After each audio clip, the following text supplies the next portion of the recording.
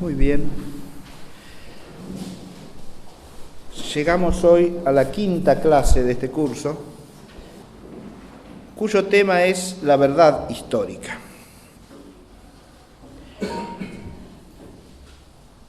Y quiero señalar 3 puntos introductorios. El primero es para situarnos en este tema en general, y es la relación esencial que hay entre inteligencia, saber y verdad. Esto nos remonta a la clase inicial de este curso, sobre la esencia del saber histórico. Cuando hablamos de saber, hablamos de cierta perfección de la inteligencia humana. Una perfección que consiste en alcanzar a conocer alguna verdad, precisamente. No decimos que sabemos, sino en la medida en que conocemos alguna verdad. Toda otra actividad de la inteligencia está encaminada a eso. Y es una preparación o una búsqueda del conocimiento de la verdad. Eso es indispensable para el hombre porque el hombre llega a la verdad. La inteligencia humana está llamada a actualizarse alcanzando la verdad, pero no tiene toda verdad de entrada. Al contrario, nosotros vamos progresando, gracias a Dios, y si su gracia nos lo concede, vamos progresando en el conocimiento de la verdad. Vamos ahondando en la intelección de las verdades que ya conocíamos y vamos descubriendo verdades nuevas que todavía no habíamos alcanzado a conocer. Pero la inteligencia se perfecciona solamente cuando alcanza la verdad, porque la verdad es el fin natural de la inteligencia. Si una disciplina, si un saber no alcanzase verdad alguna, propiamente no sería saber. Sería investigación, sería búsqueda de conocimiento, pero no saber. Hay saber donde hay conocimiento de la verdad, que es lo único que aquieta a la inteligencia naturalmente, lo único en que la inteligencia puede reposar, en el conocimiento de la verdad. Obviamente, la verdad aquietará la inteligencia en la medida de la elevación y de la profundidad de la verdad. No toda verdad sacia el apetito natural de la inteligencia por conocer, sino las verdades más profundas, más elevadas, y en última instancia la verdad suprema, la suma verdad, que es Dios mismo. En segundo lugar, recordamos otro principio. El primer principio que acabo de enunciar es que la verdad es el fin natural de la inteligencia. El segundo tiene que ver con lo que está escrito allí: el fin es la causa de las causas. Finis causa causarum, dice el latín escolástico. El fin es la causa de las causas. Esto sitúa esta clase en relación con todas las anteriores. Hemos visto la cuestión del objeto, la cuestión del método, la cuestión de las disciplinas auxiliares.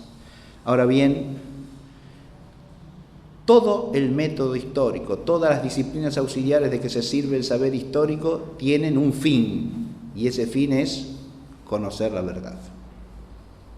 O sea que acá llegamos a aquello para lo cual son todas las características y rigores del método, aquello para lo cual el historiador ha de servirse de diversas disciplinas auxiliares o superiores que le permitan alcanzar la verdad. ¿Está claro? Esto es algo que nunca debemos olvidar. Un método no es nunca un fin en sí mismo. Convertir al método en un fin es invertir el orden natural de las cosas, ¿no? El método es siempre un medio para llegar al fin. Una obra historiográfica no es rigurosa simplemente porque aplica cierto método, sino porque lo aplica para llegar al conocimiento de la verdad. Porque si se olvidase de eso, sería una aplicación divagante del método, divagante en sentido etimológico, es decir, que no sabe para dónde va. ¿Está claro? Uno divaga cuando no sabe a dónde se dirige, ¿no? Eso quiere decir divagar, deambular sin rumbo, ¿no?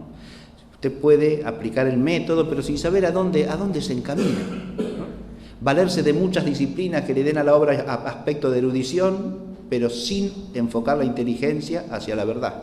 Entonces no tiene fin ni el método, ni el rigor del método, ni el uso de toda la erudición posible que las disciplinas auxiliares nos provean. Y desde aquí podemos retornar en esta clase, que es la penúltima, al texto de Cicerón con que iniciamos este curso. Porque allí aparece una expresión que se relaciona directamente con el tema.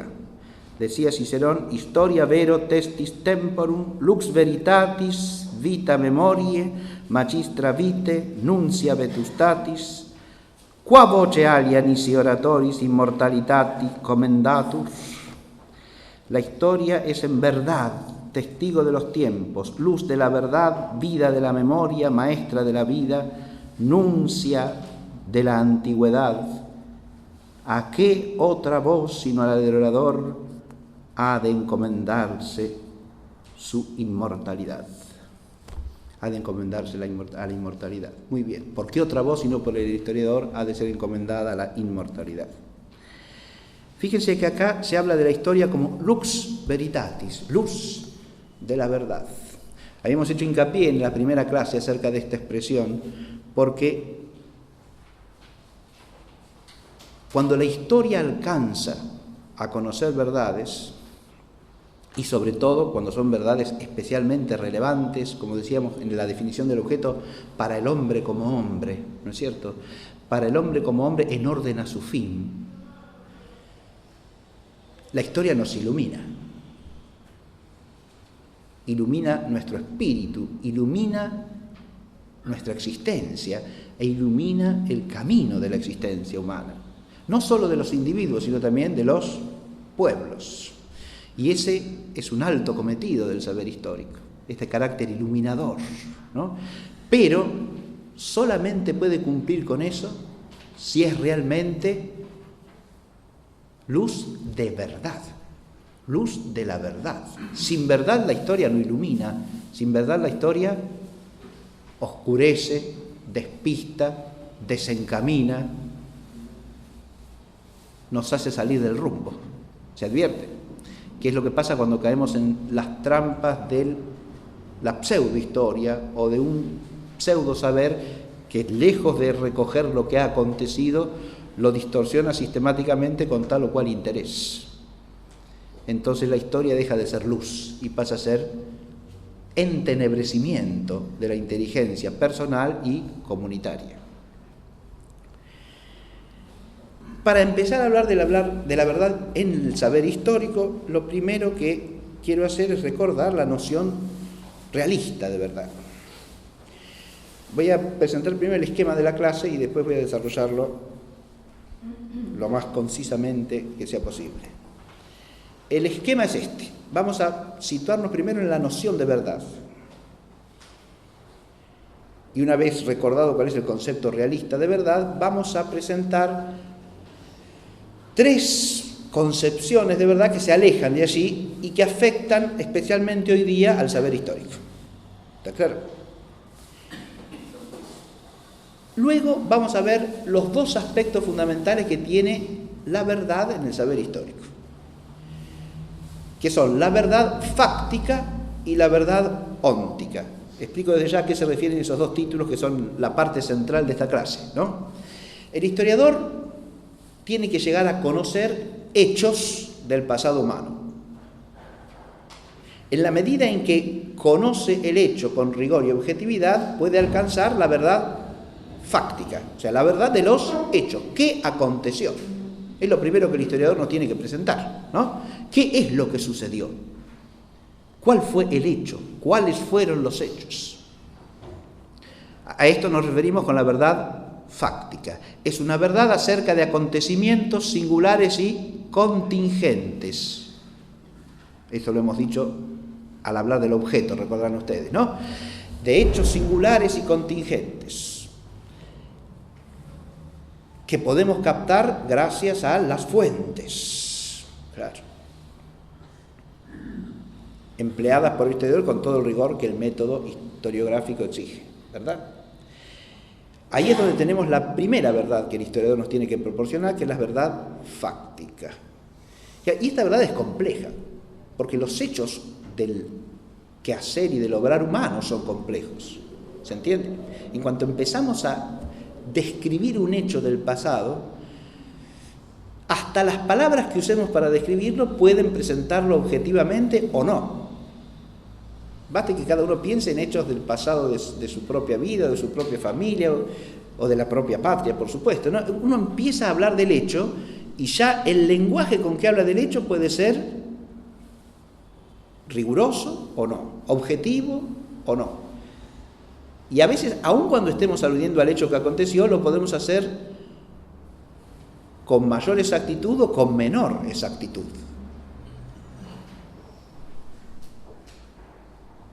Ahí tenemos dos aspectos de la verdad fáctica. Hay una verdad fáctica fundamental. A veces el historiador no puede ir más allá de ello. ¿Está claro? Pasó esto, pero cuando enuncia lo que pasó lo dice gruesamente, sin detalles, sin precisiones. ¿Está claro? Es una verdad fundamental, pero a la que le falta ajustes, ¿no? El primero que considera este problema es Tucídides. Tucídides lo dice con toda claridad en la introducción de la historia de la guerra del Peloponeso, ¿no? El historiador, en la medida en que pueda, debe ir más allá de la verdad que vulgarmente se conoce, lo que llamaría la verdad fundamental, ¿no? Tiene que procurar la verdad exacta, rigurosa, acribés, dice en griego, es decir, lo más ajustada posible al hecho. ¿Está claro? Después vamos a poner ejemplos de esto. Entonces, hay una verdad fáctica. Pero la verdad fáctica no es la única verdad de la historia. Porque el historiador habla de acontecimientos humanos. Habla de lo que obramos los hombres. Su saber es un saber humanístico por el objeto también. Por lo tanto, tiene que conocer qué es el hombre, qué es la naturaleza humana y cómo puede entender o explicar cualquier hecho sin conocer qué es el hombre. ¿Se advierte lo que digo? La historia implica un saber antropológico, por supuesto, pero este ya no es saber de hechos, es un saber óntico, es un saber acerca del ser del hombre. Tiene que tener un saber contemplativo universal acerca de la esencia del hombre, también un saber de experiencia, que es lo que le da al historiador con naturalidad, con el hecho histórico y con la naturaleza humana en general. El historiador es un hombre también, ¿sí? Y como ser humano tiene la posibilidad de entender no solo esencialmente qué es el hombre, sino existencialmente, vivencialmente, qué es el vivir como ser humano. Hay un saber antropológico. Y ese tiene que ser verdadero en el historiador. ¿Es posible eso? Y claro que es posible. Salvo que uno caiga en un relativismo absoluto, bueno, hay tantas concepciones del hombre como cultura. No. El hombre es lo que es. ¿Está claro? Ahí de nuevo tiene que primar el realismo. No, el hombre no es algo relativo a la circunstancia cultural o a la circunstancia histórica. Acá me remonto también a Tucídides, que hablaba de aquello humano universal, ¿no? Que es lo que le da al estudio de los acontecimientos singulares y concretos, contingentes del pasado humano, una eventual proyección universal. ¿Por qué? Porque existe lo humano universal, ¿sí? La condición humana, que esa es invariable. Pero además tiene que tener una visión del conjunto de la realidad. Fíjese, cuando un historiador trata de entender un hecho histórico, cuando nos lo comunica, ¿lo hace desde su concepción del mundo o no? Ciertamente, sin duda alguna. La visión que el historiador tiene de la realidad también ha de ser verdadera, porque en la medida en que no lo sea, por más que se esfuerce en darnos hechos con rigor, su lectura de los hechos, su interpretación de los hechos va a estar despistada en la medida en que su visión de la realidad esté despistada y no corresponda a la verdad. Adviértase que en estos dos puntos que hacen a la verdad óntica, hay también una verdad óntica que tiene que ver con el tema concreto que trata la historia, eso lo voy a explicar después. Pero estos dos puntos fundamentales es donde las disciplinas esas que decíamos el otro día que son superiores, la teología, la filosofía, ¿no?, iluminan ampliamente al historiador, ¿está claro? Dándole una lúcida captación de la realidad y del ser del hombre del cual él está tratando. Óntico, acá me hacen una pregunta que yo no he aclarado, pero óntico viene del griego on, que no significa otra cosa que ente, ¿sí? La verdad óntica es la verdad relativa al ser de algo, ¿sí? Óntico es eso, ¿sí? Estamos usando, es cierto, estoy usando un término que no es de uso corriente y que conviene aclarar. Muy bien. Y después de este esquema va a desembocar en una consideración teológica de este tema, que es donde quiero terminar la clase, ¿no? Recordando, y lo presento ya desde entrada del punto, porque es hacia donde se encamina toda esta reflexión, que Jesucristo nuestro Señor, que es el Señor de la historia, es Él mismo el camino, la verdad y la vida. Y esto es algo que el historiador cristiano no debe olvidar jamás, porque es la luz suprema que le permite tener la comprensión más profunda posible de lo que los hombres hacemos en el tiempo. Muy bien, ahora sí vamos a desarrollar brevemente cada puntito de estos.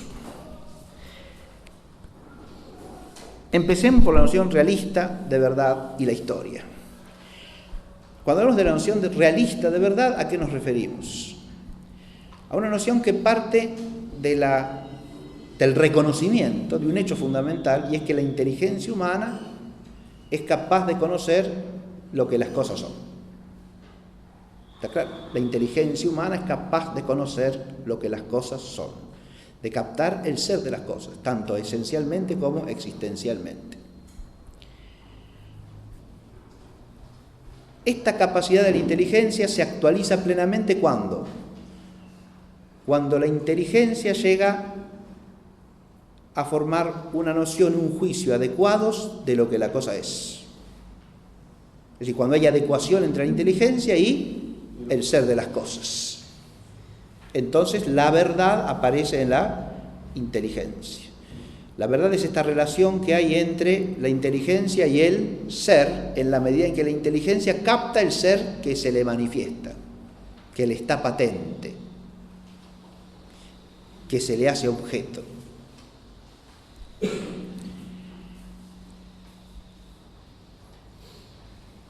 Esta noción es la única noción de verdad que auténticamente merece tal nombre. Si decimos que algo es verdadero, ¿qué queremos decir? ¿Y de qué hablamos cuando decimos que algo es verdadero? ¿Qué cosa puede ser verdadera o no?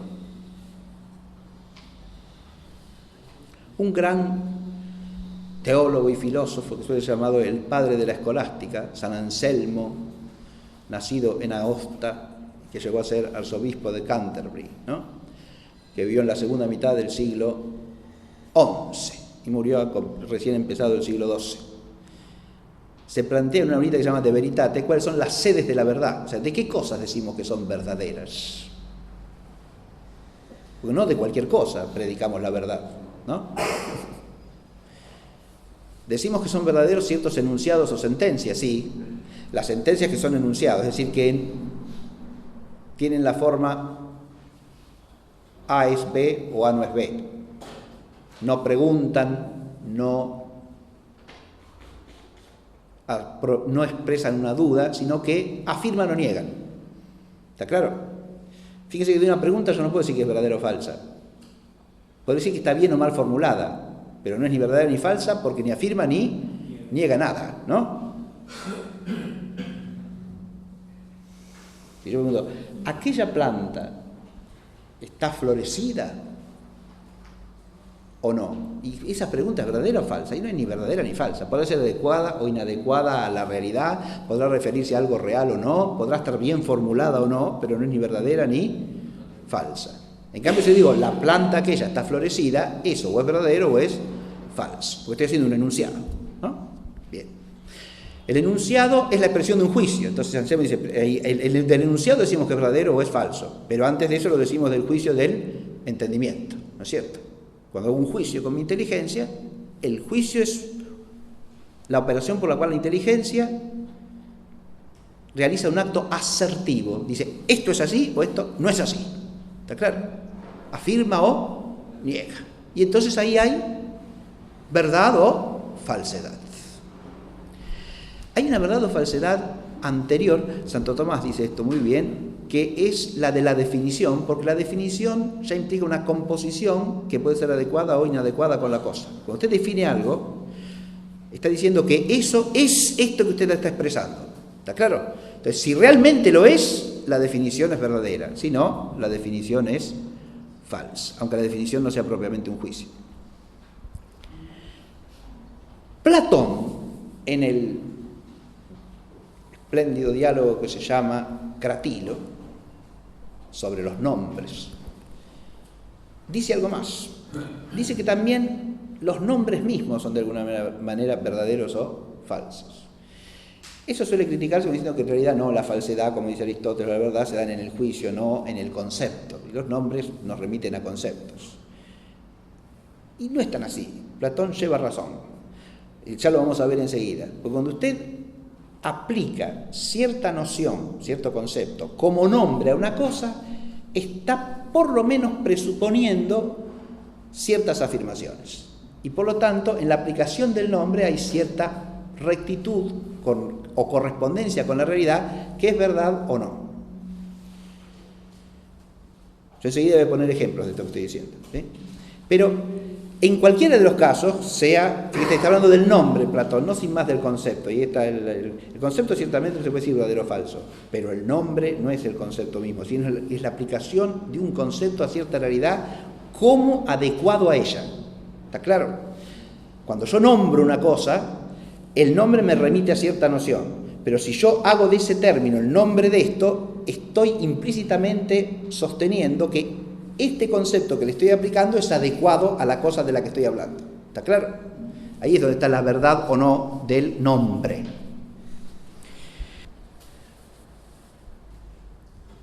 Yo dije que iba a plantear tres concepciones brevemente que se oponen a esto, ¿sí? Las nociones no realistas de verdad parten todas ellas de rechazar eso que yo dije de entrada, que hay que reconocer, la capacidad que tiene la inteligencia humana de conocer el ser de las cosas. Ese retraer a la inteligencia más acá del ser de las cosas es un gesto, podríamos decir, de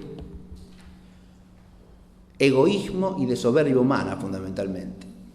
Porque cuando el hombre se abre con su inteligencia a lo que es, el hombre está frente a lo que lo trasciende, a lo que no depende de él. ¿Está claro? Aun cuando sea una cosa inferior por naturaleza, ¿sí? Un pedazo de piedra. Pero cuando yo conozco lo que la piedra es, advierto que eso que la piedra es no depende de mí.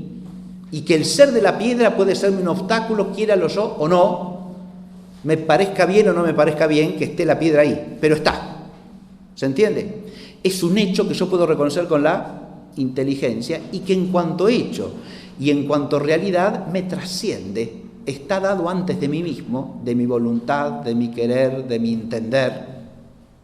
Es. Ni hablemos ya cuando lo que se me revela siendo es algo superior a mí, ¿no? Por naturaleza, que me incluye, que me abarca y que me trasciende absolutamente, como es en el caso de la naturaleza divina, ¿no? Cuando el hombre se retrae de eso es para generarse la ilusión de dominar las cosas, de dominar el mundo. Si lo que llamo ser o lo que llamo verdad depende de mí, entonces todo depende de mí. ¿Se advierte?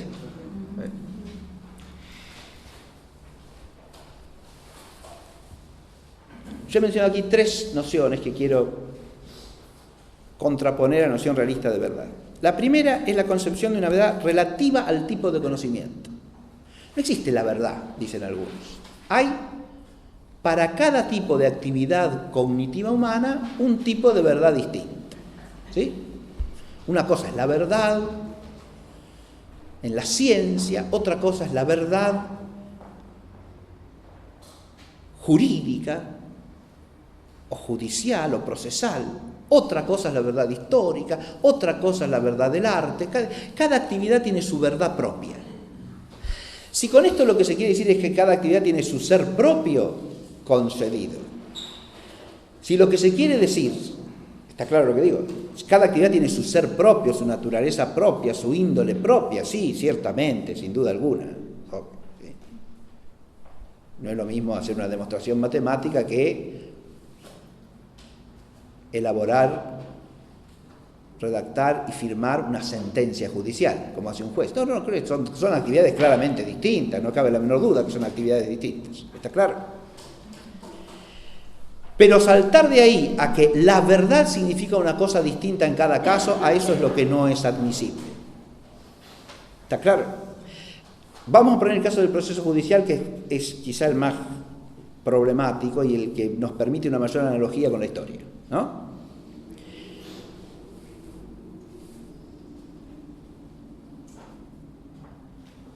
Suele decirse que la sentencia no se atiene a la verdad, sin más, objetiva, factible, sino a la verdad procesal, que puede ser hasta opuesta a la realidad. ¿Se entiende? Usted tiene un hombre que ha cometido un crimen, supongamos que la realidad objetiva es que es un homicida, pongamos por caso, ¿no? Pero el juez lo declara inocente y lo absuelve de culpa y cargo. ¿Está claro? Está absuelto. Y entonces puede decir, bueno, pero es que en las constancias del juicio no aparece como culpable. Entonces lo tiene que declarar inocente. La verdad judicial es que es inocente. ¿Se advierte esto o no? Esa es una manera equívoca y errónea de hablar. ¿Qué es lo que sucede allí? No es que hay una verdad fáctica y otra verdad judicial. No. Ahí sucede una cosa muy sencilla de entender en principio. ¿Que cuál es?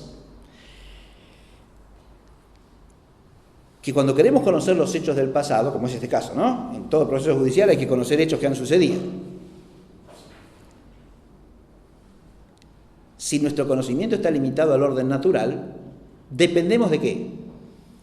Y de toda clase de prueba o indicio que dispongamos para conocer lo que aconteció. ¿Está claro o no? Si esos datos que tenemos no nos permiten llegar a conocer la verdad, no conocemos la verdad. Listo. ¿Se entiende o no? No hay otra verdad. No. Hay un conocimiento procesal. ¿Está claro lo que digo? Ese conocimiento puede no llegar a la verdad. Pero de cualquier manera el juez tiene que dictar sentencia. Claro. Con el conocimiento que posee. Un conocimiento que puede no llevarlo a tener certeza de la verdad. A tener certeza de la verdad. Porque si no, fíjese que si no tiene certeza, el principio jurídico que le dice que no puede condenar a ese por ese crimen. Si no tiene certeza, lo tiene que absolver o no. Porque en la duda hay que favorecer al reo, ¿verdad? Y ese principio es un principio verdadero del orden moral y jurídico. ¿Está claro? Porque usted no tiene derecho a cometer una nueva injusticia. Bueno, y si no lo castiga el culpable, no. Si no castiga al culpable, se abstiene de poner un castigo que hubiera sido justo, pero no comete una nueva injusticia si las constancias del caso no le permiten tener certeza de la culpabilidad.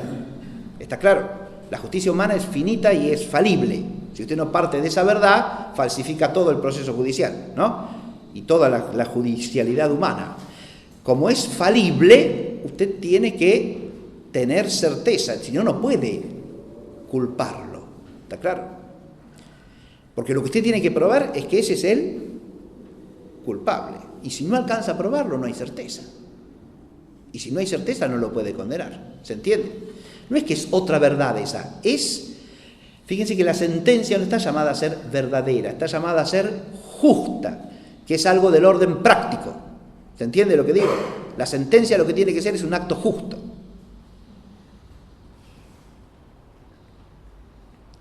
Ahora, la justicia no está en que sea conforme a la verdad, y la más perfecta justicia, sí, lógico. Pero si no tiene conocimiento cierto de la verdad, lo justo es que se abstenga de aplicar el castigo, en este caso no. Y claro, sí, eso es lo justo, es lo debido. Y ahí está siendo fiel a la verdad total en la que está involucrado su acto de justicia humana.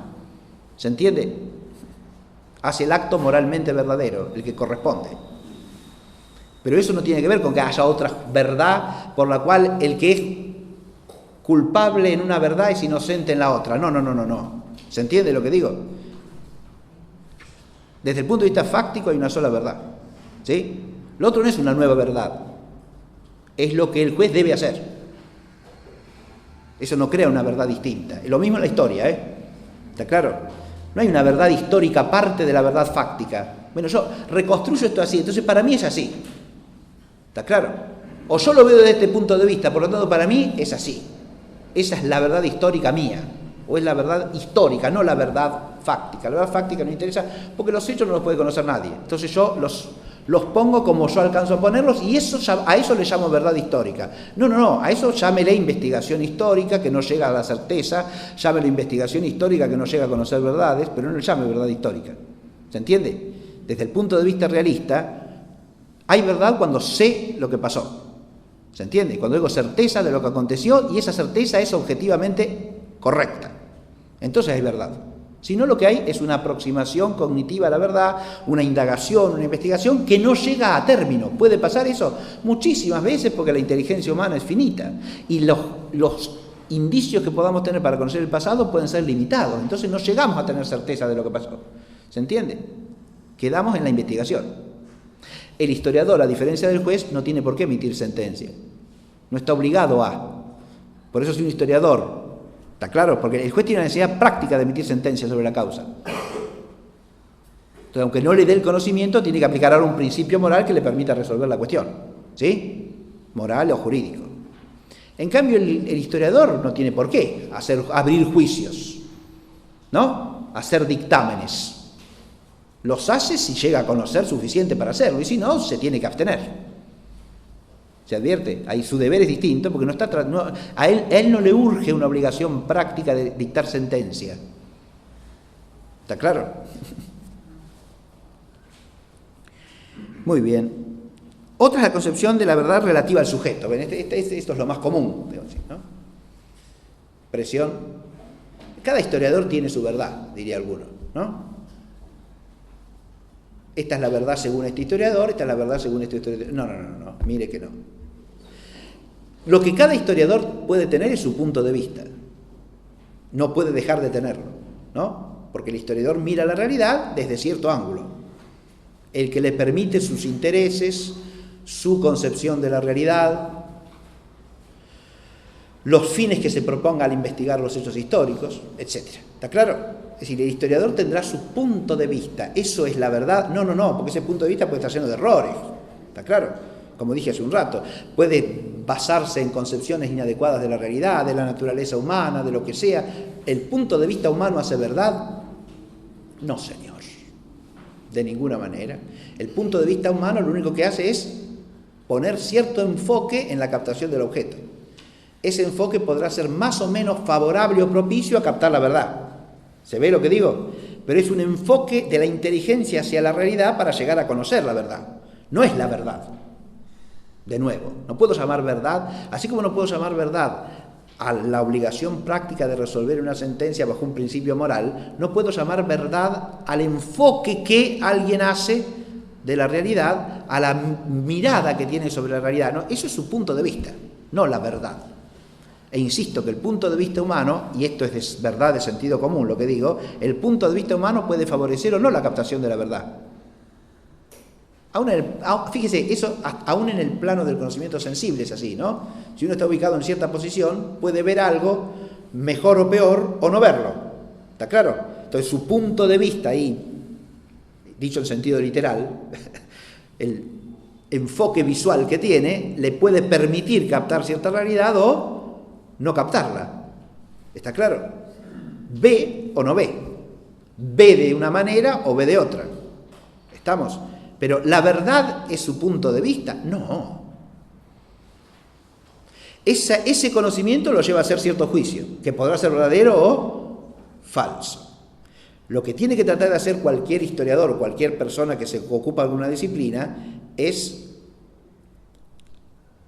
ser riguroso en el ajustar sus juicios al punto de vista que tiene y no ir más allá de lo que su punto de vista le permite. ¿Qué quiero decir con esto? Que usted no tiene que emitir juicios más allá de lo que realmente capta desde donde está enfocando. ¿Se entiende esto o no? Si yo estoy estudiando la realidad bajo un cierto punto de vista, bueno, me atengo a ese punto de vista, no puedo abrir juicios sobre todos los otros aspectos de la realidad, porque desde ese punto de vista es que la estoy mirando.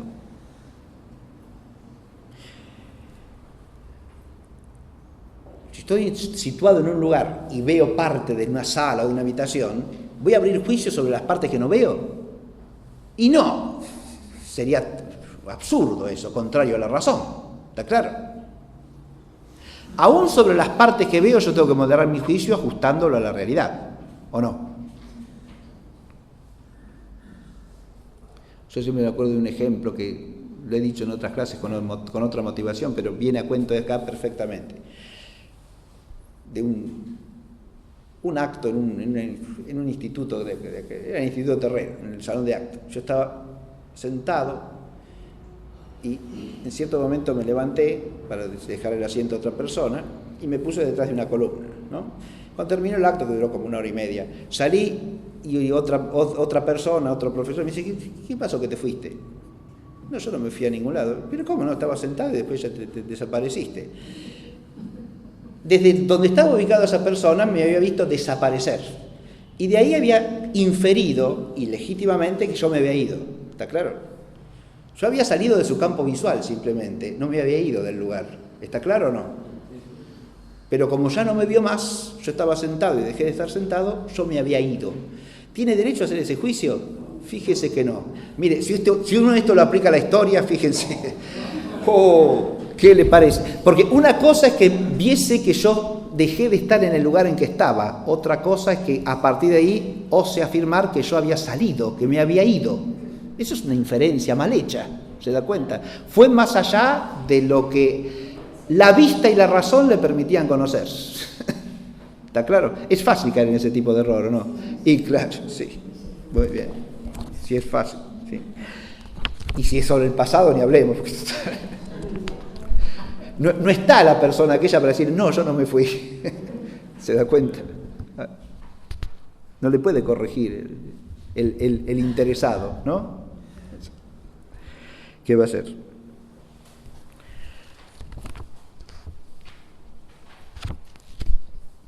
Y la tercera concepción, esto es un relativismo subjetivista, ¿no? La verdad no es el punto de vista, está claro esto. Y tercero, la concepción de la verdad como construcción social. Esto es muy común hoy y está asociado incluso a escuelas historiográficas determinadas, ¿no? Porque esta es una concepción que viene de la concepción marxista de verdad, fundamentalmente. Para esa concepción la verdad no es algo a contemplar, no es el ser que tenemos que llegar a conocer, sino que es algo que el hombre produce al transformar la realidad. De nuevo, la verdad depende de mí, del hombre, no es algo que me está dado. ¿Se entiende o no? La produzco yo al actuar, ¿sí? Conocer no es contemplar, no es teoría, sino que es transformar la realidad material, entiéndase, ¿no? Producir cambios, efectos en la realidad. O sea que la verdad está medida pragmáticamente por los efectos que produce. Eso es un acto eficaz, y hay que ver eficaz con respecto a qué fin. No es verdad eso. ¿Está claro lo que digo o no? Que eso presuponga ciertas verdades puede ser. Que sea la verdad, no. Porque primero el acto humano, cuando es obra humana, voluntaria, no es ni verdadero ni falso. Es bueno o malo, justo o injusto. ¿Está claro lo que dije o no? Porque se mide por el orden moral, no por la adecuación intelectual con la realidad. Y la eficacia es nada más que una cuestión pragmática, porque la eficacia es la utilidad que tiene con respecto a cierto fin. Te dijo que la acción o la praxis fue eficaz y produjo el efecto que buscaba. Pero el efecto que buscaba, primero lo pudo haber conseguido causalmente o azarosamente. Segundo, puede ser un efecto bueno o malo. No hace verdadera la acción, la hace simplemente eficaz. ¿Se entiende lo que digo? Porque ahí podría llamar usted verdadera a la acción del homicida que intentando matar, mata, ¿no? Eso en realidad es lo único que... Eso no es verdad. ¿Eso qué es? Eso es eficacia. ¿Está claro? Eficacia de la acción. Hizo lo que pretendía. Logró lo que buscaba. ¿Se advierte? En versiones un poco más reelaboradas, en realidad lo que se sostiene es que la verdad es el producto de una construcción social que resulta de cierto proceso humano en el cual las partes del todo social se relacionan entre sí de alguna manera para generar una concepción de las cosas que es la verdad, y se la llama la verdad porque es lo que instala la conciencia progresista o la conciencia revolucionaria y que lleva al progreso de la vida social. ¿Se entiende? De nuevo se está midiendo por una eficacia que presupone cierto fin, ¿o no? Lo que ahí se llama progreso o revolución o lo que sea. ¿Se entiende? Entender la verdad así es supeditar la verdad a una ideología finalista, según la cual usted, en la medida en que instala una manera de ver el pasado que le sirve para transformar la sociedad en el sentido que usted quiere, a eso lo llama verdad. De esto hoy hay a patadas, ¿está claro? A carradas. El pasado hay que presentarlo como resulte útil, ¿para qué? Para generar la transformación social que yo quiero. Es un instrumento del cambio, como todo. Eso parte de un presupuesto falso radical, ¿que cuál es? Que la única verdad es la revolución o el cambio progresista. ¿Se entiende? Esa es la verdad absoluta, ese es Dios en realidad, ¿no? Y el hombre lo produce. ¿Cómo? Lo hace existir. Lo hace ¿cómo? A través de todas sus actividades, entre las cuales está la actividad de decir, pasó esto, que no es más que otra actividad, ¿no? Por eso sí, todo es política. El historiador hace política, todo, porque todos están haciendo ¿qué? Proveer a la transformación y al cambio, o resistirse a la transformación y al cambio. ¿Se ve? Una última versión de esto que quiero mencionar aquí es la que está asociada a los desarrollos posteriores o actuales de la Escuela de Frankfurt, que entienden la verdad como el producto de un consenso social democrático, esto es crítico racional. ¿Está claro? Si la verdad es el fruto, tenemos una construcción social, ¿no? No me voy a meter ahora cuáles son las condiciones de ese consenso, pero la verdad resulta del consenso. Mire, que los hombres nos pongamos de acuerdo en algo, ¿hace que eso sea verdadero? Y sencillamente no. Básicamente no. Rotundamente no. Para sostener eso hay que partir de haber negado ¿qué? La verdad en sentido realista, claro. Es decir, ¿qué es lo que hace toda la Escuela de Frankfurt, que se reivindica como heredera del iluminismo del siglo XVIII y por lo tanto rechaza todo dogma y toda metafísica? ¿Está claro? Porque para que haya racionalidad crítico-dialógica tiene que tratarse de una razón post-dogmática y post-metafísica. Claro, evidente, sí. Porque solamente en la medida que usted negó la verdad suprema y negó la capacidad de la inteligencia humana de llegar al ser de las cosas, negó la fe y negó la metafísica, entonces puede tener una presunta racionalidad de tal tipo, ¿no? Que sea post-dogmática y post-metafísica. De modo que lo que acordamos los hombres, eso es la verdad. Ahí, en todas estas formas de hablar, reaparece Protágoras con todo su séquito, ¿sí? El hombre es la medida de todas las cosas, de lo que es en cuanto que es, de lo que no es en cuanto que no es, ¿sí? Por eso siempre leer a los antiguos griegos es refrescante, ¿no? Porque uno se da cuenta de hasta qué punto es verdadero en este orden de cosas lo que dice el Eclesiastés. Nada nuevo hay bajo el sol, ¿no? Bien. Sí, yo estuve leyendo en clase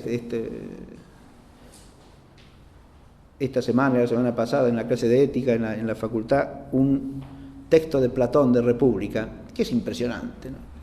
Uno lo lee y este hombre está hablando de la actualidad, ¿sí? Así parece, ¿sí?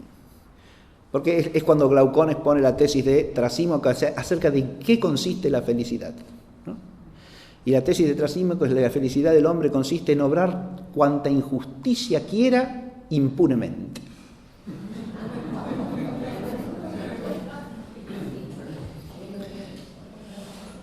Es decir, hacer su capricho y su voluntad imponiéndose a los demás sin tener consecuencia negativa alguna, ¿no? Y la infelicidad del hombre, ¿en qué consiste? Pregunta, consiste en padecer toda injusticia sin poder vengarse. Y lo justo, ¿qué es lo justo? Y como la mayoría de los hombres está intermedio entre estas dos cosas, hace ciertas injusticias, padece otras, la mayoría se pone de acuerdo en poner ciertas reglas para que todos tengan una parte de cada cosa, y a eso lo llaman justicia. Es una concepción de un cinismo brutal, ¿no? Sí. Ni Nietzsche lo expone tan brutalmente. Es una cosa tremenda, ¿no?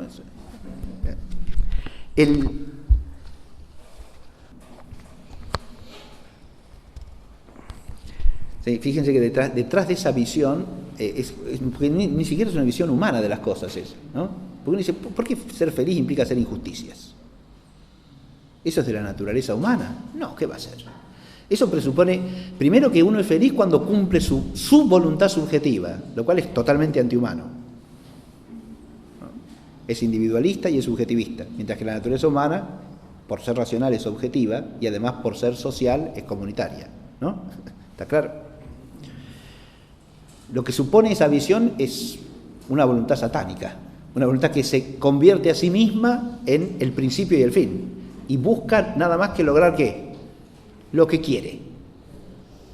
Y lo que quiere no puede ser sino injusto. ¿Quién es ese? Y el maligno. ¿Se da cuenta? No es un hombre ese.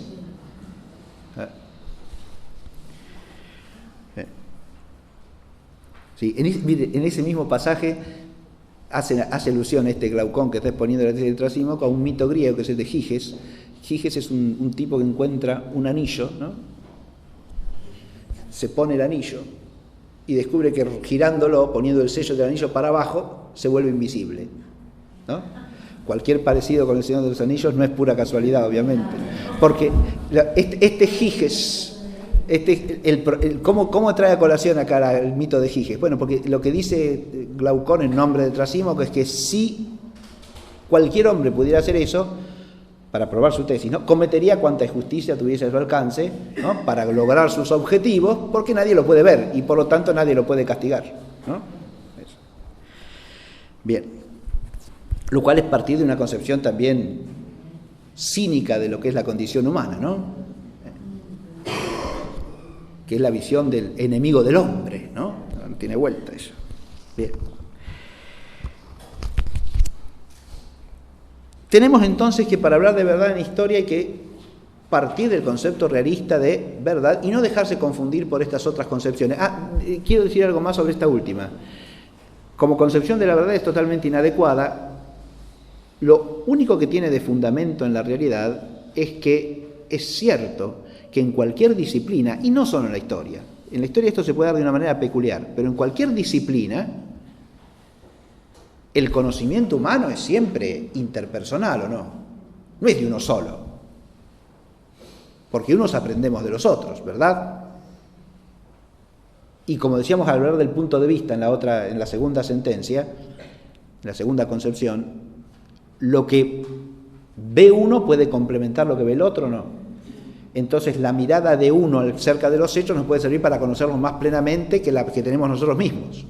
¿Se ve? Eso es así, no cabe la menor duda. Pero eso no dice que la verdad sea una construcción. Ahí no construimos la verdad ahí. Lo que hacemos es unir aspectos parciales del conocimiento, aceptar la limitación de nuestro punto de vista para complementarlo con otros, en orden a conocer la verdad, que es lo que interesa. Pero la verdad en sentido realista. ¿Se advierte? Y esto en el saber histórico se puede dar de modo peculiarísimo. ¿Por qué? Porque al tratar de los hechos del pasado podemos llevar intereses, pasiones, hasta espíritus de facción que pueden verse moderados y corregidos por el adversario, inclusive. ¿Se entiende? El que tiene una mirada opuesta. Si a uno lo que le interesa es la verdad en sentido realista, oirá todas las voces en orden a conocerla. ¿Se ve o no?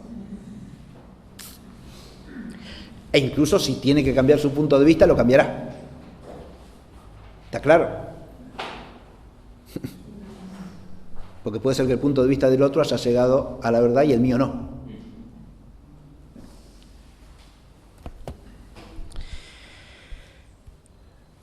Ahora sí pasamos a la verdad fáctica.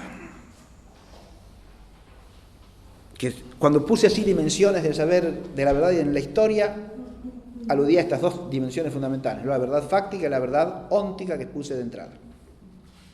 Empecemos por la verdad fáctica.